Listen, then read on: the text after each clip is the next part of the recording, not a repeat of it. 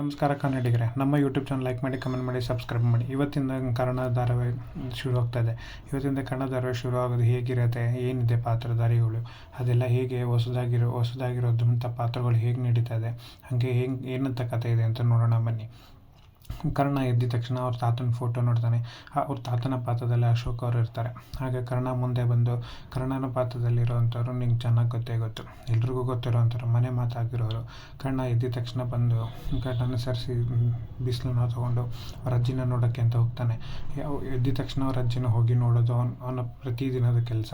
First ಅವ್ರ ಅಜ್ಜಿ ಹತ್ರ ಹೋಗ್ತಾನೆ, ಆದರೆ ಅವ್ರ ಅಜ್ಜಿ ಎದ್ದಿರಲ್ಲ. ಅವ್ರ ಅಜ್ಜಿ ಮಲ್ಕೊಂಡಿರ್ಬೇಕಾದ್ರೆ ಅವ್ನ ಫೋಟೋನೇ ಇಟ್ಕೊಂಡು ಮಲ್ಕಿರ್ತಾರೆ. ಅವ್ನ ಫೋಟೋನ ಪಕ್ಕಕ್ಕೆ ಇಟ್ಟು ಅವ್ರ ಅಜ್ಜಿನ ಮುಟ್ಟಕ್ಕೆ ಅಂತ ಹೋಗ್ತಾನೆ. ಮುಟ್ಟಿದ್ರೆ ಎಲ್ಲಿ ಅಜ್ಜಿ ಎಚ್ಚರ ಆಗ್ಬಿಡ್ತಾರೋ ಅಂತ ಹಾಗೆ ಮಲ್ಕೊಳ್ಳಿ ಬಿಟ್ಬಿಟ್ಟು ಬಾಗ್ಲಕ್ಕೊಂಬರ್ತಾನೆ. ಬಂದಿದ ತಕ್ಷಣ ಕಣ್ಣನ ಫಸ್ಟೇ ಕೆಲಸ ದೇವ್ರ ನಮಸ್ಕಾರ ಹಾಕೋದು. ದೇವ್ರ ನಮಸ್ಕಾರ ಹಾಕಿ ಟೈಮ್ ನೋಡ್ತಾನೆ. ಟೈಮ್ ನೋಡಿ ಅಡುಗೆ ಮಾಡುವಂಥ ಸಮಯ. ಅಡುಗೆ ಮನೆಗೆ ಹೋಗಿ ಏನೇನು ಬೇಕು, ಎಲ್ರಿಗೂ ಏನು ಮಾಡಬೇಕು ಅನ್ನೋದಕ್ಕೆ ತರಕಾರಿಯಲ್ಲಿ ತೊಗೊಂಡು ಹೆಚ್ಚೋದಕ್ಕೆ ಶುರು ಮಾಡ್ತಾನೆ. ಹಾಗೆ ಕೆಲಸದವರು ಅವ್ನ ಕೆಲ್ಸಕ್ಕೆ ಅಡುಗೆ ಮಾಡೋಕ್ಕೆ ಸ್ಟಾರ್ಟ್ ಮಾಡ್ದೆ ಅಂತ ಹೋದಾಗ ಕೆಲಸದವರು ಕೆಲಸ ಮಾಡೋದಕ್ಕೆ ಬರ್ತಾರೆ. ಕೆಲಸ ಮಾಡೋದಕ್ಕೆ ಬಂದಮೇಲೆ ಕರ್ಣ ಅಪ್ಪಂಗೆ ಶುಗರ್ ಜಾಸ್ತಿ ಆಗಿತ್ತು, ನಿನ್ನೆ BP ಕೂಡ ಜಾಸ್ತಿ ಇತ್ತು ಅನಿಸುತ್ತೆ, ಈ ಸೊಪ್ಪಿನ ಪಲ್ಯ ಮಾಡಬೇಕು. ಹಾಗೆ ನನ್ನ ತಮ್ಮ ಜಿಮ್ಮಿಂದ ಬರ್ತಾನೆ. ಅವನಿಗೆ ಮಿಲ್ಕ್ ಶೇಕಲ್ಲಿ ಡ್ರೈ ಫ್ರೂಟ್ಸ್ ಜಾಸ್ತಿ ಹಾಕಿ ಅವ್ನಿಗೆ ಒಂದು ಒಳ್ಳೆ ಮಿಲ್ಕ್ ಶೇಕ್ ಮಾಡಿಕೊಡ್ಬೇಕು. ಅಜ್ಜಿಗೆ ಇವತ್ತು ಈ ತಿಂಡಿ ಕೊಡಬೇಕು, ಚಿಕ್ಕಮ್ಮಂಗೆ ಈ ತಿಂಡಿ ಕೊಡಬೇಕು ಅಂತ ಪ್ರತಿಯೊಂದು ಲಿಸ್ಟನ್ನು ಕೆಲಸದವ್ರಿಗೆ ಹೇಳ್ತಾನೆ. ಪ್ರತಿದಿನ ಇದೇ ಕೆಲಸ ಆಗಿರುತ್ತೆ. ಇದನ್ನು ಹೇಳಿದಾಗ ಕೆಲಸದಲ್ಲಿ ಕೇಳ್ತಾರೆ, ಎಲ್ರಿಗೂ ಏನು ಬೇಕು ಅಂತ ಹೇಳಿದ್ರಿ, ನಿಮಗೆ ಏನು ಬೇಕು ಅಂತ ಕೇಳಿಲ್ವಲ್ಲ ಕರ್ಣ ಅಣ್ಣ ಅಂದಾಗ, ನೀವೆಲ್ಲರೂ ಅವ್ರೇನು ತಿಂತಾರೋ ಅದರಲ್ಲೇ ನಾನು ಏನೋ ತಿಂತೀನಿ ಅಂತ ಹೇಳಿ ಹೊರಡ್ತಾನೆ. ಹಾಗೆ ಹಾಲು ಹಾಕ್ಸ್ಕೊಳ್ಳೋಕ್ಕೆ ಅವನೇ ಹೋಗ್ತಾನೆ. ಹಾಲು ಹಾಕಿಸ್ಕೊಂಡು ರಂಗೋಲಿ ಬಿಡಬೇಕಾದ್ರೆ ಕೆಲಸದೊಳಗೆ ರಂಗೋಲಿ ಚುಕ್ಕಿ ಹಿಂಗೆ ಮಾಡಬೇಕು, ರಂಗೋಲಿ ಒಂದು ಕೂಡ್ತಿರಲ್ಲ. ಆಗ ಅವನೇ ಕೂತ್ಕೊಂಡು ರಂಗೋಲಿ ಕೂಡ ಹಾಕಿ ಅವ್ನಿಗೆ ಸೇರಿಸಿ ಬರ್ತಾನೆ. ಹಾಲು ತೊಗೊಂಡು ಒಳಗೆ ಬಂದಿದ ತಕ್ಷಣ ಫಸ್ಟು ಕಾಫಿಯನ್ನು ಮಾಡಿ ಕಾಫಿ ತೊಗೊಂಡು ಹೋಗೋರು ಅಪ್ಪ ಅಮ್ಮಂಗೆ ಅವನ್ನೇ ಕೊಡೋದು. ಅವ್ನು ಪ್ರತಿದಿನ ಕೆಲಸ ಇದೇ ಆಗಿರುತ್ತೆ. ಅವರಪ್ಪನ ಪಾತ್ರಧಾರ ಆಗಿರೋವಂಥದ್ದು, ಅವರಪ್ಪನ ಪಾತ್ರಧಾರಿ ಇರೋದು ನಾಗಾಭರಣ ಅವ್ರಿಗೆ ಕಾಫಿ ತೊಗೊಂಡೋಗಿ ಕೊಡ್ತಾನೆ. ಕಾಫಿ ಕೊಟ್ಟಿದ ತಕ್ಷಣ ಯಾರ ಮುಖ ನೋಡೋಕ್ಕೆ ಇಷ್ಟ ಇಲ್ವೋ ಅವ್ರು ಬಂದು ಕಾಫಿ ಕೊಡ್ತಾರೆ ಅಂತ ಹೇಳ್ತಾನೆ. ಹಾಗೆ ಅವರಮ್ಮ ಪಾತ್ರಧಾರೆ ಆಗಿರೋರು ಮೌನವಾಗಿರ್ತಾರೆ. ಅವರಮ್ಮ ಕಣ್ಣನ ಕಡೆ ನೋಡಿ ಏನೋ ಅನ್ಕೋಬೇಡ ಕಣ್ಣ ಅಂತ ಹೇಳ್ತಾರೆ, ಆದರೆ ಅವ್ರು ಬಾಯಿ ಬಿಟ್ಟು ಮಾತಾಡೋದೇ ಇಲ್ಲ, ಹಾಗೆ ಸೈಲೆಂಟಾಗಿ ನಿಂತಿರ್ತಾರೆ. ಆಗ ಕಣ್ಣ ಏನು ಮಾಡ್ತಾನೆ, ಅವ್ರು ಕಾಲು ಮುಟ್ಟಿದ್ರೆ ಎಲ್ಲಿ ಬೈತಾರೋ ಅನ್ನೋ ಕಣ್ಣಕ್ಕೆ ಕಾಲು ಪಕ್ಕದಲ್ಲಿ ನಮಸ್ಕಾರ ಹಾಕ್ಕೊಂಡು ಅಲ್ಲಿಂದ ಹೊರಡ್ತಾನೆ. ಕಣ್ಣ ರೆಡಿಯಾಗಿ ಊಟ ಹಾಕೊಂಡು ವಾಕಿಂಗ್ಗೆ ಅಂತ ಹೋಗ್ತಾನೆ. ಆದರೆ ಅವ್ರ ಅಜ್ಜಿ ಇದ್ದ ತಕ್ಷಣ ಅವ್ನ ವಾಯ್ಸ್ ಕೇಳಬೇಕು ಅನ್ನೋದಿರುತ್ತೆ. ಹಾಗಾಗಿ ಕರ್ಣ ಎಲ್ಲ ಆಡಿಯೋ ರೆಕಾರ್ಡಿಂಗ್ನ ಮಾಡಿ ಅವ್ರ ಅಜ್ಜಿ ಫೋನ್ಗೆ ಕಳಿಸಿರ್ತಾನೆ. ಹಾಯ್ ಮೊಮ್ಮಗನೇ ಹೇಗಿದೆಯೋ ಅಂತ ಹೇಳ್ತಾನೆ. ನಾನು ರೂಮಿಗೆ ಬಂದಿದ್ದೆ ಅಜ್ಜಿ, ನೀನು ಮಲಗಿದ್ದೆ, ಎಷ್ಟು ಮುದ್ದಾಗಿ ಮಲಗಿದೆ ಗೊತ್ತಾ, ಅದಕ್ಕೆ ನಾನು ನಿನಗೇನು ಎಬ್ರಿಸಲು ಹೋದೆ, ಅದನ್ನು ನಾನು ಫೋಟೋ ಇಟ್ಕೊಂಡು ಮಲಗಿದ್ದಿಲ್ಲ, ನಾನು ಫೋಟೋನ ಪಕ್ಕದಲ್ಲಿ ಇಟ್ಟಿದ್ದೀನಿ ನೋಡ್ಕೊ ಅಂತ ಹೇಳ್ತಾನೆ. ಆಗ ಅವ್ರ ಅಜ್ಜಿಗೆ ಅಯ್ಯೋ ನೋಡ್ಬಿಟ್ಟೆ ಅಂತ ಅನ್ಕೋತಾರೆ. ಆಮೇಲೆ ಇಲ್ಲಿ ಟ್ರಾಫಿಕ್ ವಾಕಿಂಗ್ ಅಂತ ಬಂದಾಗ ಫುಲ್ ಟ್ರಾಫಿಕ್ ಆಗಿರುತ್ತೆ. ಟ್ರಾಫಿಕ್ ಜಾಮ್ ಆಗಿ 4 ಕಡೆಯಿಂದನೂ ಕ್ಲೋಸ್ ಮಾಡಿರ್ತಾರೆ. ಯಾಕೆ ಅಂತಂದರೆ CM ಮತ್ತು ಮಿನಿಸ್ಟರ್ ಕಾರು ಹೋಗೋದಿರುತ್ತೆ. ಹಾಗಾಗಿ ಎಲ್ಲ ಟ್ರಾಫಿಕ್ ಕ್ಲೋಸ್ ಮಾಡಿರ್ತಾರೆ. ಆದರೆ ಆ ಟ್ರಾಫಿಕಲ್ಲಿ ಒಂದು ಆ್ಯಂಬುಲೆನ್ಸಲ್ಲಿ ಒಂದು ಅಮ್ಮಂಗೆ ಪ್ರೆಗ್ನೆಂಟ್ ಆಗಿರ್ತಾಳೆ, ಅವಳಿಗೆ ಹೆರಿಗೆ ನೋವು ಶುರು ಆಗಿರುತ್ತೆ. ಅದೇ ಅವ್ನ ಗಂಡ ಗಾಡೀಲಿ ಕೂತ್ಕೊಂಡು ಇವರೆಲ್ಲ ಹಿಂಗೆ ಮಾಡ್ತಿದ್ದಾರೆ, ನಾನು ಇಂಥ ಹೆರಿಗೆ ನೋವಿಂದ ಅಳ್ತಿದ್ದಾಳೆ, ನಿಮ್ಗೆ ಬೇಗ ಹೋಗಬೇಕು ಅಂತ ಎಷ್ಟೇ ಹತ್ರ ಪಟ್ಟರು ಆಗಲ್ಲ. ಅವನ ಆ್ಯಂಬುಲೆನ್ಸಿಂದ ಕೆಳಗಿಳಿದು ಪೊಲೀಸರ ಹತ್ರ ಮಾತಾಡೋದಕ್ಕೆ ಅಂತ ಹೋಗ್ತಾನೆ. ಸರ್ ದಯವಿಟ್ಟು ನನ್ನೊಂದು ಗಾಡಿ ಬಿಡಿ ಸರ್, ಆ್ಯಂಬುಲೆನ್ಸ್ ಒಂದು ಬಿಡಿ, ಯಾಕೆಂದರೆ ನಾನು ಹೆಂಡತಿ ಗರ್ಭಿಣಿ, ಅವಳು ಹೆರಿಗೆ ನೋವಿಂದ ಒದ್ದಾಡ್ತಿದ್ದಾಳೆ, ಫಸ್ಟ್ ಅವಳನ್ನ ಹಾಸ್ಪಿಟ್ಲಿಗೆ ಕರ್ಕೊಂಡು ಹೋಗಬೇಕು ಅಂತಂದ್ರೆ ಪೊಲೀಸರು ಅರ್ಥ ಮಾಡ್ಕೊಳ್ತಾರೆ. ಇಲ್ಲ CM ಕಾರ್ ಬರ್ತದೆ, ಫಸ್ಟು CM ಅವ್ರು ಹೋಗಬೇಕು, ಅಲ್ಲಿವರೆಗೂ ನಾನೇನು ಮಾಡೋದಕ್ಕಾಗಲ್ಲ ಅಂತ ಪೊಲೀಸ್ ಹೇಳ್ತಾನೆ. ಇದನ್ನು ಕರ್ಣ ಕೇಳಿಸ್ಕೊತಾನೆ. ಅಲ್ಲಿಂದ ಕರ್ಣ ಓಡೋಗ್ತಾನೆ. ಆಂಬುಲೆನ್ಸ್ ಹತ್ರ ಹೋಗಿ ಹಾರಿ ಆ ಕಡೆ ಟ್ರ್ಯಾಕಿಂದ ಇಳಿದು ಅವನು ಓಡೋಗ್ತಿರ್ತಾನೆ. ಇದನ್ನು ಅಲ್ಲಿರೋಂಥ ಪ್ರೆಸ್ ಮೀಟ್ ಅವರು ನೋಡ್ತಾರೆ. ಕರ್ಣವ್ರು ಯಾಕೆ ಹಿಂಗೆ ಓಡೋಗ್ತಾ ಇದ್ದಾರೆ, ಮೋಸ್ಟ್ಲಿ ಆ್ಯಂಬುಲೆನ್ಸಲ್ಲಿ ಹೆರಿಗೆ ನೋವು ಶುರು ಆಗಿರೋಂಥ ಒಬ್ಬ ತಾಯಿ ಇದ್ದಾಳೆ, ಅವ್ರಿಗೆ ಹೆರಿಗೆ ಮಾಡಿಸೋದಕ್ಕೆ ಅಂತ ಕರ್ಣ ಅವರು ಹೋಗ್ತಿದ್ದಾರೆ. ಕರ್ಣವ್ರು ಯಾರಿಗೆ ತಾನೇ ಗೊತ್ತಿಲ್ಲ, ಫೇಮಸ್ ಸರ್ಜನ್, ಅವರು ಹೆರಿಗೆ ಮಾಡಿಸೋದ್ರಲ್ಲಿ ತುಂಬ ಪ್ರವೀಣರು. ಸೊ ಅವರೇ ಹೋಗ್ತಾ ಇದ್ದಾರೆ ಅಂತ ಇವತ್ತೇನೋ ಒಂದು ಹೊಡ ಹಾಗೆ ಆಗುತ್ತೆ, ಬನ್ನಿ ನೋಡೋಣ ಅಂಥೇಳಿ ಪ್ರೆಸ್ ಅವರೆಲ್ಲರೂ ಕರ್ಣನಿಂದನೇ ಹೋಗ್ತಾರೆ. ಕರ್ಣ ಆ್ಯಂಬುಲೆನ್ಸ್ ತೆಗೆದ ತಕ್ಷಣ ಕರ್ಣ ಸರ್ ನೀವಾ ಅಂತ ಹೇಳ್ತಾಳೆ. ನಾವೇ ಕೇಸ್ ಹೇಗಿದೆ, ಕಂಡೀಷನ್ ಹೇಗಿದೆ ಅಂತ ನರ್ಸ್ನ ಕೇಳ್ತಾನೆ. ಆಗ ನರ್ಸ್ ಹೇಳ್ತಾಳೆ ಇದು ಕ್ರಿಟಿಕಲ್ ಇದೆ ಅಂತ ಹೇಳ್ತಾಳೆ. ಇಲ್ಲಿ ಇನ್ನೊಂದು ಪಾತ್ರಧಾರಿ ಕರ್ಣ ಅಂತ ಅಂದಮೇಲೆ ಒಬ್ಬಳು ಇರಲೇಬೇಕು. ಅವಳು ಹುಡುಗಿಯಾಗಿ ಬರೋವಂಥವಳು ಎಂಟ್ರಿ. ಅವಳು ಬಂದು ವಾಶ್ರೂಮಲ್ಲಿ ಅಲ್ಲಿ ಬ್ರಷ್ ಮಾಡ್ತಿರ್ತಾಳೆ. ಅವಳ ಫ್ರೆಂಡ್ ಫೋನ್ ಮಾಡಿ ಕರ್ಣ ಅವರು ನ್ಯೂಸಲ್ಲಿ ಬರ್ತಾಯಿದ್ರೆ ಫಸ್ಟ್ ನೋಡು ಅಂತ ಹೇಳ್ತಾರೆ.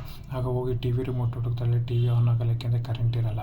ಅದಕ್ಕೆ ಅವಳು ಏನು ಮಾಡ್ತಾಳೆ, ಗಾಡಿ ತೊಗೊಂಡು ಅಲ್ಲಿಯ ಪಕ್ಕದಲ್ಲಿರುವಂಥ TV ಶೋರೂಮ್ಗೆ ಹೋಗ್ತಾಳೆ. TV ಶೋರೂಮ್ಗೆ ಹೋಗ್ತಾ ಇರ್ಬೇಕಾದ್ರೆ ಅವಳು ಯಾರು ಅನ್ನೋದು ಗೊತ್ತಾಗುತ್ತೆ. ಅವರೇ ನಮ್ಮ ಭವ್ಯಗೌಡದಲ್ಲಿ ಪಾತ್ರಧಾರಿನ ಮಾಡ್ತಿದ್ದಾರೆ. ಕರ್ಣನ ಪ್ರೀತಿಯಿಂದ ಪ್ರೀತಿಸುವಂಥ ಹುಡುಗಿಯಾಗಿ ಅವ್ರನ್ನ ಪಾತ್ರಧಾರಿಯಾಗಿ ಈ ಧಾರಾವಾಹಿಯಲ್ಲಿ ಬರ್ತಿದ್ದಾರೆ. ಭಾವಿ ಅವ್ರು ಏನು ಮಾಡ್ತಾರೆ, ಅಲ್ಲಿ ಹತ್ತಿರದಲ್ಲಿರೋಂಥ ಟಿ ವಿ ಶೋರೂಮ್ಗೆ ಹೋಗಿ ಕರ್ಣ ನ್ಯೂಸಲ್ಲಿ ಬರ್ತಿರೋದನ್ನು ನೋಡ್ತಾ ನಿಂತಿರ್ತಾರೆ. ಹಾಗೆ ಇಲ್ಲಿ ಕರ್ಣ ಒಳಗಡೆ ಬರ್ತಿರೋದನ್ನು ನ್ಯೂಸಲ್ಲಿ ಹಾಕ್ತಾಯಿರ್ತಾರೆ. ಇಲ್ಲಿ ಕರ್ಣನ ಚಿಕ್ಕಪ್ಪ ಮ್ಯಾಚ್ ನೋಡ್ತಾ ಇರ್ತಾರೆ ಮನೇಲಿ. ಆಗ ಚಿಕ್ಕಮ್ಮ ಬಂದು, ನೀವೇನು ರೀ ಯಾವಾಗಲೂ ಕ್ರಿಕೆಟ್ ನೋಡ್ತಾ ಇರ್ತಾರೆ, ಕೊಡ್ರಿ ಇಲ್ಲಿ ಅಂತ ರಿಮೋಟ್ನ ಇಸ್ಕೊಂಡು ನ್ಯೂಸ್ನ ಹಾಕ್ತಾಯಿಲ್ಲ. ಆವಾಗ ಕರ್ಣನ ನ್ಯೂಸ್ ಬರ್ತಾ ಇರುತ್ತೆ. ಕರ್ಣನ ವಾಯ್ಸ್ ಕೇಳಿಸಿದ ತಕ್ಷಣ ಅವ್ರ ಅಜ್ಜಿ, ನಮ್ಮ ಕರ್ಣ ಟಿ ವಿಲಿ ಬರ್ತಾ ಇರೋದು ಅಂತ ಹೇಳ್ತಾಳೆ. ಅದಕ್ಕೆ ಅವ್ರ ಚಿಕ್ಕಮ್ಮ, ಅಯ್ಯೋ ಯಾರಿಗೂ ಇಲ್ದಲ್ಲ ಕರ್ಣ ಇವರೊಬ್ಬರು ಮಾತಾಡಿರೋದು ಅನ್ನೋ ಥರ ಹೇಳ್ತಾಳೆ. ಆಗ ಅವ್ರ ಅಜ್ಜಿ ಏನಾರು ಅಂದ್ಕೊಳ್ಳಿ ಅಂತೇಳಿ ಖುಷಿ ಪಡ್ತಿರ್ತಾರೆ. ಇಲ್ಲಿ ನೋವಿಂದ ಓದಾಡ್ತಿರೋ ಆ ತಾಯಿಗೆ ಕರ್ಣ ಹೇಳ್ತಾನೆ, ಕಾಮಾಗಿರಿ ಏನೂ ಆಗೋಲ್ಲ, ಎಲ್ಲ ಸರಿ ಹೋಗುತ್ತೆ, ನಾನಿದ್ದೀನಲ್ಲ, ನಾನು ನಿಮ್ಗೆ ಸಹಾಯ ಮಾಡ್ತೀನಿ ಅಂತ ಹೇಳಿ ಒಳಗೆ ಬರ್ತಾನೆ.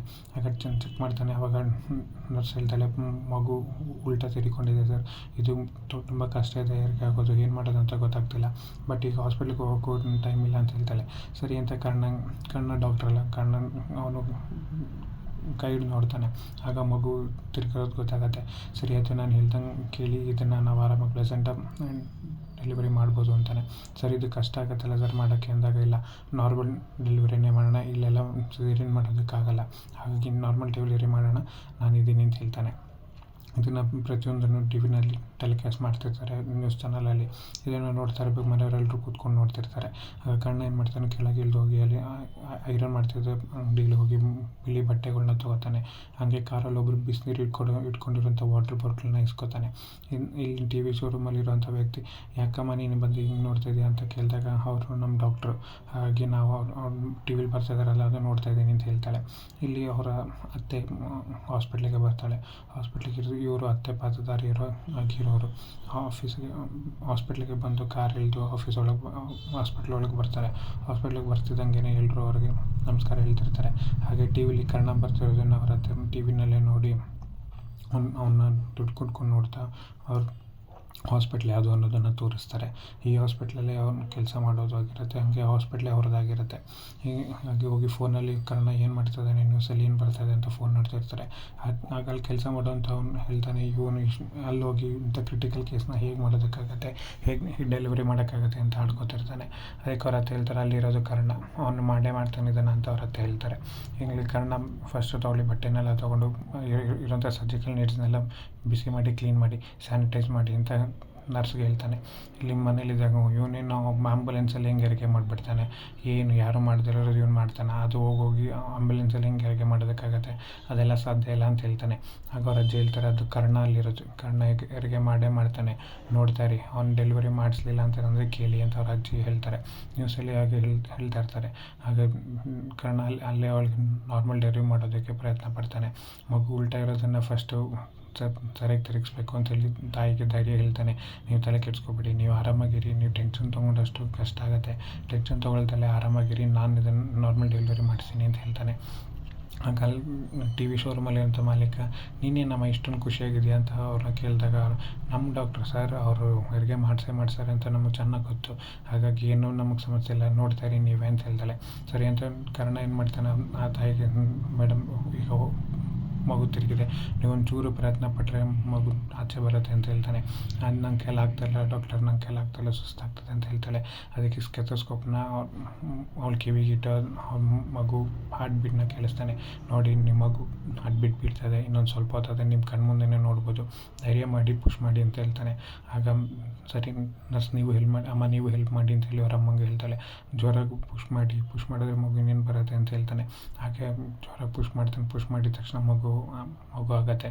ಮಗು ಆಗಿದ ತಕ್ಷಣ ಕರ್ಣನ ಮುಖದಲ್ಲಿ ಖುಷಿ ಆಗುತ್ತೆ. ಕಣ್ಣಾಗಿ ಹೇಳ್ದಂಗೆ ಇಂಥ ಕ್ರಿಟಿಕಲ್ ಕೇಸನ್ನು ನಾರ್ಮಲ್ ಡೆಲಿವರಿಯಾಗಿ ಮಗುನ ಇರ್ತಾನೆ. ಅವ್ನ ಮಗುನ ತೊಗೊಂಡಿದ ತಕ್ಷಣ ಎಲ್ರಿಗೂ ಖುಷಿಯಾಗುತ್ತೆ. ಆ ಮಗುನ ಫಸ್ಟು ಆ ತಾಯಿಗೆ ತೋರಿಸ್ತಾನೆ, ನೋಡಿ ನಿಮ್ಮ ಮಗುನ ಅಂಥೇಳಿ. ಆ ತಾಯಿಗೆ ಆ ಮಗು ನೋಡಿದ ತಕ್ಷಣ ಎಲ್ಲಿಲ್ಲದ ಖುಷಿಯಾಗುತ್ತೆ. ಆ ಮಗುನ ಎಲ್ರಿಗೂ ತೋರಿಸ್ಬೇಕು ಅಂತ ಡೋರ್ ತೆಗೆದು ಎಲ್ರಿಗೂ ಇಡೀ ಜಗತ್ತಿಗೆ ಡೆಲಿವರಿ ಆಗಿದೆ ಅಂತ ಹೇಳಿ ಮಗುನ ತೋರಿಸ್ತಾನೆ. ಇದು ನೋಡಿಸಿದ ತಕ್ಷಣ ಮನೇಲಿರೋರು ಎಲ್ರಿಗೂ ಖುಷಿಯಾಗುತ್ತೆ. ಅಣ್ಣ ಸಕ್ಸಸ್ ಮಾಡ್ದ ಅಂತ ಹೇಳಿ ಅವಳು ತಂಗಿ ಖುಷಿ ಪಡೋದಕ್ಕೆ ಶುರು ಮಾಡ್ತಾಳೆ. ಅಲ್ಲಿರೋಂಥ ಜನರೆಲ್ಲರೂ ಚಪ್ಪಾಳೆ ತರ್ತಾರೆ. ಹಾಗೆ ಕರ್ಣ ಕೆಳಗೆ ಇಳಿದು ಬಂದು ಅವರಪ್ಪ ಅಲ್ಲೇ ಇದ್ದಿದ್ದಾನೆ, ಅವ್ರ ಮಗುನ ಅವರಪ್ಪನ ಕೈ ಕೊಡ್ತಾನೆ. ಅವರಪ್ಪಂಗೆ ಎಲ್ಲಿ ಖುಷಿಯಾಗುತ್ತೆ. ಫಸ್ಟ್ ಹಾಸ್ಪಿಟ್ಲಿಗೆ ಕರ್ಕೊಂಡೋಗಿ ಇದಕ್ಕೆ ಬೇಸಿಕ್ ಟ್ರೀಟ್ಮೆಂಟ್ ಆಗಬೇಕು, ಹಾಸ್ಪಿಟ್ಲಿಗೆ ಕರ್ಕೊಂಡೋಗಿ ಅಂತ ಹೇಳಿ ಕರ್ಣ ಅವರಪ್ಪಂಗೆ ಮಗುನ ಕೊಡ್ತಾನೆ. ಇಲ್ಲಿ ಭವ್ಯ ಪಾತ್ರದಲ್ಲಿರುವಂಥವ್ರು ಆಚೆ ಬಂದು ತುಂಬ ಖುಷಿಯಾಗಿ ಮಕ್ಕಳನ್ನೆಲ್ಲ ಎತ್ತಾಡಿಸ್ತಾ ಇರ್ತಾರೆ. ಇಲ್ಲಿ ನ್ಯೂಸಲ್ಲಿ ಈ ಸಾಧನೆಗೆ ಯಾರು ಕಾರಣ ಅಂತ ಕೇಳಿದ್ದಕ್ಕೆ ಇದಕ್ಕೆಲ್ಲ ನಮ್ಮ ಅಪ್ಪನ ಆಶೀರ್ವಾದ, ನಮ್ಮ ತಾತನ ಆಶೀರ್ವಾದ, ಮನೆಯವರೇ ಕಾರಣ ಅಂತ ಹೇಳಿದಾಗ ಅವ್ನು ನಾಗಾಭರಣಂಗೆ ಸಿಟ್ಟು ಬಂದು ಟಿ ವಿನೇ ಹೊಡೆದಾಕ್ಬಿಡ್ತಾನೆ. ಅವರಪ್ಪಂಗೆ ಅವ್ನಿಗೆ ಅಂದರೆ ಎಷ್ಟು ಕೋಪ ಅನ್ನೋದಂದರೆ ಅಷ್ಟು ಕೋಪ ಇರುತ್ತೆ. ಬೀದಿಲಿದ್ದವ್ರನ್ನ ಕರ್ಕೊಂಬಂದು ಸಾಕಿದ್ದಕ್ಕೆ ನಾವು ಇದನ್ನೆಲ್ಲ ಕೇಳಬೇಕು ಅಂತ ಹೇಳ್ತಾನೆ. ಇನ್ಮೇಲೆ ಇವ್ನು ಯಾರು ಹೊಗಳೋದೇ ನಂಗೆ ಅದು ಇಷ್ಟ ಆಗಲ್ಲ ಅಂಥೇಳಿ ಅದು ಟಿ ವಿಲಿ ಬರ್ತಿರೋದನ್ನೇ ಟಿ ವಿನೇ ಹೊಡೆದಾಕ್ಬಿಡ್ತಾನೆ. ಇದನ್ನು ಅವರಮ್ಮ ನೋಡಿ ತುಂಬ ಬೇಜಾರು ಮಾಡ್ಕೋತಾರೆ. ಇವ್ನು ಯಾಕೆ ಕಾರಣ ಅಂದರೆ ಹಿಂಗೆ ಮಾಡ್ತಾನೆ, ಅವನ ಬಗ್ಗೆ ಗೊತ್ತಾದರೆ ಅವನೇ ಸುಮ್ಮನಾಗ್ತಾನೆ ಅಂತ. ಇಲ್ಲಿ ಭವ್ಯವ್ರ ಮನೆಯಲ್ಲಿರುವಂಥವ್ರು ಇಬ್ಬರೇ, ಅವರು ಅವ್ರ ಅಕ್ಕ ಹಾಗೆ ಅವ್ರ ಅಜ್ಜಿ, 3 ಜನ ಇರ್ತಾರೆ. ಅವ್ರ ಅಜ್ಜಿ ಹೆಸರು ಶಾಂತಿ ಅಂತ. ಶಾಂತಿ ಅವ್ರನ್ನ ಅಜ್ಜಿ ಅಂತ ಕರೆದಲ್ಲಿ ಇಬ್ಬರೂ ಶಾಂತಿ ಅಂತ ಕರಿತಿರ್ತಾರೆ. ಆದರೆ ಇವ್ರ ಅಕ್ಕನ ಪಾತ್ರ ಮಾಡ್ತಿರೋದು, ಅಕ್ಕನ ಪಾತ್ರದಲ್ಲಿರೋರು ನಿತ್ಯ ಅಂತ. ನಿತ್ಯ ಅವಳ ಅಕ್ಕ ಚಪಾತಿ ಮಾಡೋದು ಎಷ್ಟು ಈಸಿ ಕಣೆ, ನೀನು ಯಾಕೆ ಇಷ್ಟೊಂದು ಕಷ್ಟಪಡ್ತೀಯ? ಅಯ್ಯೋ ನಂಗೆ ಚಪಾತಿ ಎಲ್ಲ ಮಾಡೋದಕ್ಕಾಗಲ್ಲ, ನಂಗಂತೂ ತುಂಬ ಕಷ್ಟ ಆಗ್ತದೆ ಅಂತ ಅವ್ರ ಅಕ್ಕ ಹೇಳ್ತಾಳೆ.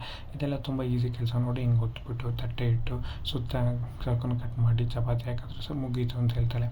ಆಯ್ಕೋ ನಂಗೆ ಕೆಲಸ ಎಲ್ಲ ಮಾಡೋದಕ್ಕಾಗಲ್ಲ, ನಂಗೆ ಚಪಾತಿ ಎಲ್ಲ ಹಾಕೋದಕ್ಕಾಗಲ್ಲ, ನನಗೆ ಕಷ್ಟ ಆಗುತ್ತೆ. ನಾನು ಮದುವೆ ಆದಮೇಲೆ ಯಾಕೆ ಹೆಣ್ಮಕ್ಳೇ ಅಡುಗೆ ಮಾಡಬೇಕು? ಮದುವೆ ಆದಮೇಲೆ ಯಾಕೆ ಗಂಡಸರೇ ಮದುವೆ ಮಾಡ್ಕೊಂಡಿರೋರು ನನ್ನ ಗಂಡನೇ ನಂಗೆ ಅಡುಗೆ ಮಾಡಲಿ ಅಂತ ಕೇಳ್ತಾಳೆ. ಅದಕ್ಕೆ ಅವಳ ತಂಗಿ ಹೋಗಿ ಬೋರ್ಡಲ್ಲಿ ಬರೀತಾಳೆ, ಅಕ್ಕನ ಲಿಸ್ಟಲ್ಲಿ ಇನ್ನೊಂದು ಸೇರ್ಕೋತು ಅಂತ. ಆಗ ರಜೆ ಕೇಳ್ತಾ ದಿನ ಒಂದೊಂದು ಹಿಂಗೆ ಬರೀತಾ ಇದ್ದರೆ ಅವ್ನ ಗಂಡ ಹಿಂಗೆ ಹುಡುಕೋದಕ್ಕಾಗತ್ತೆ. ಆದರೆ ನಿಮ್ಮ ಅಪ್ಪ ಅಮ್ಮ ನಿಮ್ಮಿಬ್ಬರನ್ನ ನನ್ನ ಮಾಡ್ಲಿಕ್ಕೆ ಹಾಕಿ ಇಬ್ಬರು ಹೋಗ್ಬಿಟ್ರು. ನಿಮ್ಮಿಬ್ಬರಿಗೂ ಒಂದು ತಡ ಸೇರಿಸೋವರೆಗೂ ನನಗೆ ಸಮಾಧಾನ ಇರಲ್ಲ, ನಿಮ್ಮಿಬ್ಬರಿಗೂ ಒಂದು ಮನೆ ಅಂತ ನೋಡಿ ಮದುವೆ ಮಾಡಿಕೊಡೋವರೆಗೂ ನಂಗೆ ಸಮಾಧಾನ ಇರಲ್ಲ ಅಂತ ಅವ್ರ ಅಜ್ಜಿ ಹೇಳ್ತಾಳೆ. ಇಲ್ಲಿ ಕಣ್ಣನ ಅಪ್ಪ ಬಂದು ಕಾಫಿ ಕುಡಿಯೋಕ್ಕೆ ಅಂತ ಬಂದು ಹಾಲಿಗೆ ಬರ್ತಾನೆ. ಅಷ್ಟರಲ್ಲಿ ಕಣ್ಣ ಮನೆಗೆ ಬಂದಿದ ತಕ್ಷಣ ಅವ್ರ ಅಜ್ಜಿ ಮುಂದೆ ಹೋಗಿ, ಕಣ್ಣ ಬಂದ್ಯಾ, ನೀನು ಮಾಡಿದ್ದು ತುಂಬ ಒಳ್ಳೆ ಕೆಲಸ, ಆ ತಾಯಿಗೆ ಹೆರಿಗೆ ಮಾಡಿಸಿ ನೀನು ಒಳ್ಳೆ ಕೆಲಸ ಮಾಡಿದ್ಯಾ ಅಂತ ಹೇಳ್ತಾರೆ. ಇವರು ನಿನಗೆ ಫಸ್ಟು ದೃಷ್ಟಿ ತೆಗೆದಿದ್ರೆ ಹಿಂಗೆ ಅಂತ ಕೈಯಲ್ಲಿ ದೃಷ್ಟಿ ತೆಗೆದಾಗ ತುಂಬ ದೃಷ್ಟಿಯಾಗಿರುತ್ತೆ. ಫಸ್ಟ್ ಆರತಿ ತೆಗಿ ಅಂತೇಳಿ ಕೆಲಸವನ್ನ ಕರ್ಕೊಂಬಂದು ಆರತಿ ತೆಗೆಸಿ ಅವ್ನ ತಲೆ ಹಣೆಗೆ ತಿಲ್ಕ ಇಡ್ತಾಳೆ. ತಿಲ್ಕ ಇಟ್ಟಿದ ತಕ್ಷಣ ಕೆಳಗೆ ನೋಡ್ತಾನೆ, ಗ್ಲಾಸ್ ಚೂರುಗಳು ಬಿದ್ದಿರುತ್ತೆ. ಇದೇನಿದು ಅಜ್ಜಿ ಗ್ಲಾಸ್ ಚೂರುಗಳು ಬಿದ್ದಿದೆಯಲ್ಲ ಅಂತ ಹೇಳಿ ಹಿಂದೆ ನಗ್ತಾ ಇದ್ದವನ ಮಕ್ಕ ಹಂಗೆ ಬಾಡೋಗುತ್ತೆ. ಹಾಗೆ ಬಾಡೋಗಿದ ತಕ್ಷಣ ಅವ್ರ ಅಜ್ಜಿ ಆಗ ಒಂದು ಸುಳ್ಳು ಹೇಳೋದಕ್ಕೆ ಹೋಗ್ತಾಳೆ. ಅದು ಕೈ ಜಾರಿ ಫೋನ್ ಕೆಳಗೆ ಬಿದ್ದು ಟಿ ವಿ ಹೊಡೆದೋಯ್ತು ಹಾಗಾಗಿ ಅಂತ ಹೇಳ್ತಾಳೆ. ಹೌದಾ ಅಂತ ಹೇಳಿ ಅವನು ಹೆಣ್ಣು ಅಷ್ಟರಲ್ಲಿ ಅವ್ರ ಅಪ್ಪ ಹೇಳ್ತಾನೆ, ಯಾಕಮ್ಮ ಸುಳ್ಳು ಹೇಳ್ತಿದ್ದೆ, ನಿಜಾನೇ ಹೇಳು, ಏನಾಯಿತು ಅಂತ, ಯಾಕೆ ಸುಳ್ಳು ಹೇಳ್ತಿದ್ದೆ ಅವನ ಹತ್ರ ಅಂತ ಅವ್ರ ಅಪ್ಪ ಅಲ್ಲಿಂದ ಕಿಚ್ಕೊತಾನೆ. ಆ ಕಿಚ್ಕೊಂಡ ಕಣ್ಣಂಗೆ ಗೊತ್ತಾಗುತ್ತೆ ಅವ್ರ ಅಪ್ಪನೇ ಹೊಡೆದು ಹಾಕಿರೋದು ಅಂತ. ಅದನ್ನು ಸಿಟ್ಟಾಗಿ ಅವ್ನು ಬಂದಿದ ತಕ್ಷಣ ಅವ್ರ ಅಮ್ಮ ಕಾಫಿ ಕೊಟ್ಟಿದ್ದ ಕಪ್ಪನ್ನು ಹೊಡೆದಾಕ್ತಾನೆ. ಏನು ನನ್ನನ್ನೇ ದುಡ್ಡು ಹುಡ್ಕೊಂಡು ನೋಡ್ತೀಯ ಅಂತೇಳಿ ಅವನ ಹೆಂಡತಿ ಕೆನೆಗೆ ಒಂದು ಕಪಾಳಕ್ಕೆ ಹೊಡಿತಾನೆ. ಹೊಡೆದ ತಕ್ಷಣ ಕಣ್ಣಂಗೆ ಬೇಜಾರಾಗ್ತಾ ಇರುತ್ತೆ, ನನ್ನಿಂದಾಗಿ ಅಮ್ಮ ಹೊಡ್ಸ್ಕೊತಾ ಇದ್ದಾರಲ್ಲ ಅಂತ. ಅದೇನ ಅವ್ರ ಅಪ್ಪಂಗೆ ಕರ್ಣನ ಮೇಲೆ ಕೈ ಮಾಡೋದಕ್ಕಾಗಲ್ಲ ಅಂತ ಅವ್ರ ಅಮ್ಮನ ಮೇಲೆ ಕೈ ಮಾಡ್ತಿರ್ತಾನೆ. ಅವ್ನ ಹೆಂಡತಿ ಕೈ ಮಾಡಿದ್ರು ಅವ್ನ ಹೆಂಡತಿ ಏನೇನೋ ಮಾತಾಡ್ದಲ್ಲೇ ಸುಮ್ಮನೆ ಇರ್ತಾಳೆ. ಆಗ ಕರ್ಣ ಮುಂದಕ್ಕೆ ಬಂದು, ಅಪ್ಪ ದಯವಿಟ್ಟು ಕೈ ಮುಗಿತೀನಿ, ದಯವಿಟ್ಟು ಅಮ್ಮಂಗೆ ಏನು ಮಾಡಬೇಡಿ ಅಂತ ಹೇಳ್ತಾನೆ. ಆಗ ಅವರಪ್ಪ ಏನೂ ಮಾತಾಡೋದಲ್ಲೇ ರೂಮಿಗೆ ಕೊಟ್ಟೋಗ್ತಾನೆ. ಇಲ್ಲಿ ಕನ್ನಡ ಪ್ರೀತಿ ಮಾಡ್ತಾ ಹುಡುಗಿಯ ಪಾತ್ರದಲ್ಲಿರುವಂಥ ಅಕ್ಕ ನಿತ್ಯ ಕನ್ನಡ ಮುಂದೆ ರೆಡಿ ಆಗಬೇಕಾದ್ರೆ ಅವ್ರ ಅಜ್ಜಿ ಬಂದು ಶಾಂತಿಯವರು ಹೇಳ್ತಾರೆ, ನಾನು ಹುಡುಗನೊಬ್ಬರು ನೋಡಿದ್ದೀನಿ, ನೀನು ಹೋಗಿ ಇವತ್ತು ಅವ್ರನ್ನ ಡೈರೆಕ್ಟಾಗಿ ಮಾತಾಡು ಅಂತ ಹೇಳ್ತಾಳೆ. ಅದಕ್ಕೆ ಇವತ್ತು ನೋಡಬೇಕಾ, ಸರಿ ಆಯಿತು ನಿಂಗೋಸ್ಕರ ಹೋಗಿ ಮಾತಾಡ್ತೀನಿ ಅಂತ ಹೇಳ್ತಾಳೆ. ಅದಕ್ಕೆ ಶಾಂತಿ ಆ ಕಡೆ ಹೋದ್ಮೇಲೆ ಅವ್ನ ತಂಗಿ ಬಂದು ಕೇಳ್ತಾಳೆ, ಅಕ್ಕ ಇವತ್ತಾರು ಒಪ್ಕೊಳ್ಳೆ ಹುಡುಗನ ಅಂತ ಹೇಳಿದಾಗ ಅವ್ನು, ಯಾಕೆ ನಿನ್ನ ಲೈನ್ ಕ್ಲಿಯರ್ ಆಗುತ್ತೆ ಅಂತ ನನ್ನನ್ನು ಒಪ್ಕೊ ಅಂತ ಇದೆಯಾ? ಅಯ್ಯೋ ನನ್ನ ಕೈಯಲ್ಲಿ ಆಲ್ರೆಡಿ ಶುರು ಆಗಿದೆ, ನೀನೇನು ಅದ್ರ ಬಗ್ಗೆ ತಲೆ ಕೆಡಿಸ್ಕೋಬೇಡ ಅಂತ ಹೇಳ್ತಾಳೆ. ಹಾಗೆಲ್ಲ ಇಲ್ಲ, ನಾನು ಫಸ್ಟು ನಂಗೆ ಇಷ್ಟ ಆದರೆ ನಾನು ಮದುವೆ ಆಗೋದು, ಇಲ್ಲ ಅಂತಂದರೆ ನಾನು ಮದುವೆ ಆಗೋಲ್ಲ, ಹುಷಾರು, ನೀನು ಹಿಂಗೆ ಆಡ್ತಿದ್ರೆ ಆಮೇಲೆ ನಿಮ್ಮ ಹುಡುಗನ ಯಾರು ಹಾರಿಸ್ಕೊಂಡು ಹೋಗ್ಬಿಡ್ತಾರೆ ಅಂತ ಹೇಳ್ತಾಳೆ. ಅಕ್ಕ ನೀನು ದಯವಿಟ್ಟು ಬಿಡ್ತು ಅಂತ ಹೇಳು, ನಂಗೆ ಹಂಗೆಲ್ಲ ಹೇಳಬೇಡ ಅಂತ ಹೇಳ್ತಾಳೆ. ಹಂಗೆ ಬಿಡ್ತು ಅಂತ ಹೇಳು ಅಂತ ಅನ್ನೋವರೆಗೂ ಅವ್ರ ಅಕ್ಕನ ಹತ್ರ ಬಿಡೋದಿಲ್ಲ. ಅವ್ರ ಅಕ್ಕನ ಹತ್ರ ಬಿಡ್ತು ಅಂತ ಹೇಳ್ಕೊತಾಳೆ. ನನ್ನ ಹುಡುಗ ಹೀರೋ, ನಾನು ಅವನಿಗೆ ಪ್ರಪೋಸ್ ಮಾಡ್ತೀನಿ, ಅವ್ನು ನನ್ನ ಹೀರೋ, ನಾನು ಯಾರಿಗೂ ಬಿಟ್ಕೊಡೋದಿಲ್ಲ ಅಂತ ಹೇಳ್ತಾಳೆ. ಆಗ ಅವ್ರ ಅಕ್ಕ ಹೇಳ್ತಾಳೆ, ಅಕಸ್ಮಾತ್ ಏನಾದರೂ ಯಾರು ಬಂದು ಹಾರಿಸ್ಕೊಂಡ್ರೆ ಏನು ಮಾಡ್ತೀಯಾ, ಹೋಗಿ ಇವತ್ತು ಅವನಿಗೆ ಪ್ರಪೋಸ್ ಮಾಡು ಅಂತ ಹೇಳ್ತಾಳೆ. ಸರಿ ಆಯ್ತದೆ ಯಾರು ಅಂತ ಹೇಳು ಅಂದಾಗ, ಈಗಲೇ ಹೇಳಲ್ಲ, ನಾನು ಫಸ್ಟ್ ಅವ್ರಿಗೆ ಪ್ರಪೋಸ್ ಮಾಡಿ ಎಲ್ಲ ಆದಮೇಲೆ ನಾನು ಯಾರು ಅಂತ ಹೇಳ್ತೀನಿ ಅಂತ ಅವ್ರ ಹಂಗೆ ಹೇಳ್ತಾಳೆ. ಸರಿ ಆಯಿತು, ಏನಾದರೂ ಮಾಡ್ಕೊ, ತುಂಬ ತಡ ಮಾಡಬೇಡ, ಈಗಲೇ ಹೋಗಿ ನಿನ್ನ ಮನಸ್ಸಲ್ಲಿ ಇರೋದನ್ನು ಹೇಳು ಅಂತ ಹೇಳ್ತಾಳೆ. ಇಲ್ಲಿ ರೂಮಿಗೆ ಬಂದು ಅವಳೊಬ್ಬಳೆ ಖುಷಿ ಪಡ್ತಾ ಗೊಂಬೆನ ಆಟಾಡಿಸ್ತಾ, ಗೊಂಬೆನೇ ಅವ್ನ ಕರ್ಣ ಅಂತ ಅಂದ್ಕೊಂಡು ಮುದ್ದು ನನ್ನ ಮುದ್ದು ನೀನು ಅಂತ ಹೇಳ್ಕೊಂಡು ಮುದ್ದು ಮಾಡ್ತಿರ್ತಾಳೆ. ಹಾಗೆ ನಿನ್ಗೆ ಹೆಂಗೆ ಪ್ರಪೋಸ್ ಮಾಡಲಿ ನಾನು, ನಂಗೆ ಹೆಂಗೆ ವಿಷಯ ಹೇಳಿ ನಾನು, ಅದಕ್ಕೇನಾದ್ರು ತಯಾರಿ ಆಗಬೇಕಲ್ಲ ಅಂತ ಅವಳೇ ಡಾಕ್ಟ್ರ್ ಕೋಟ್ ಹಾಕ್ಕೊಂಡು, ಅವಳೇ ಸ್ಟೆಥೋಸ್ಕೋಪ್ ಹಾಕ್ಕೊಂಡು ಅವಳ ಮುಂದೆ ಮಾತಾಡ್ತಿರ್ತಾಳೆ ಗೊಂಬೆ ಮುಂದೆ. ಅಲ್ಲಿ ಅವರಪ್ಪ ರೂಮಿಗೆ ಬಂದು ನಿಂತಿರ್ತಾನೆ. ಆಗ ಕರ್ಣ ಕೂಡ ರೂಮಿಗೆ ಬರ್ತಾನೆ. ರೂಮಿಗೆ ಬಂದಪ್ಪ, ನೀವು ಹಿಂಗೆ ಮಾಡಿದ್ದು ಸರಿ ಇಲ್ಲ. ನನ್ನ ಮೇಲಿರೋ ಸಿಟ್ಟಿಗೋಸ್ಕರ ಅಮ್ಮಂಗೆ ಹೊಡಿತೀರಾ, ನೀವು ಹಿಂಗೆ ಹೊಡಿಬೇಡಿ, ನಂಗೆ ಬೇಜಾರಾಗುತ್ತೆ ಅಂತ ಹೇಳ್ತಾನೆ. ಹಾಗೆ ಹಾಸಿಗೆ ಮೇಲೆ ಒಂದು ಡಾಕ್ಯುಮೆಂಟ್ ಇರುತ್ತೆ. ಆ ಡಾಕ್ಯುಮೆಂಟ್ ಗಾಳಿಗೆ ಹಾರಾಡ್ತಾ ಇರುತ್ತೆ. ಈ ಡಾಕ್ಯುಮೆಂಟ್ ನಿನಗೆ ಚೆನ್ನಾಗಿ ಗೊತ್ತು ತಾನೆ, ನೀನು ಈ ಜೀವನದಲ್ಲಿ ನೀನು ಮದುವೆ ಆಗಲ್ಲ ಅಂತ ನನಗೆ ಬರ್ಕೊಟ್ಟಿರೋ ಡಾಕ್ಯುಮೆಂಟ್. ಹಾಗೆ ಆ ಡಾಕ್ಯುಮೆಂಟಲ್ಲಿ ನೀನು ಸಿಗ್ನೇಚರ್ ಕೂಡ ಹಾಕಿದ್ಯಾ ಅಂತ ಹೇಳ್ತಾನೆ. ಆಗ ಕರ್ಣ ಹೇಳ್ತಾನೆ, ಹೌದಪ್ಪ, ನನಗೆ ಚೆನ್ನಾಗಿ ಗೊತ್ತು, ನಾನೇ ಆ ಸಿಗ್ನೇಚರ್ ನಿಮ್ಗೆ ಹಾಕ್ಕೊಟ್ಟಿರೋದು. ನನ್ನ ಜೀವನದಲ್ಲಿ ಮದುವೆ ಅನ್ನೋ ಚಾಪ್ಟರೇ ಇಲ್ಲ, ನಾನು ಯಾವತ್ತಿಗೂ ಮದುವೆ ಆಗೋದೂ ಇಲ್ಲ, ನಂಗೆ ಮದುವೆ ಆಗೋದಕ್ಕೆ ಇಷ್ಟವೂ ಇಲ್ಲ. ಹಾಗಾಗಿ ನಿಮಗೆ ನಾನು ಮದುವೆ ಆಗಲ್ಲ ಅಂತ ಬರೆದು ಕೊಟ್ಟಿದ್ದೀನಿ ಅಂತ ಹೇಳ್ತಾನೆ. ಆಗ ಅವರಪ್ಪಂಗೆ ಅವಳಿಗೆ ಬರ್ಕೊಟ್ಟಿರೋದಕ್ಕೆ ಖುಷಿ ಆಗ್ತಾ ಇರುತ್ತೆ.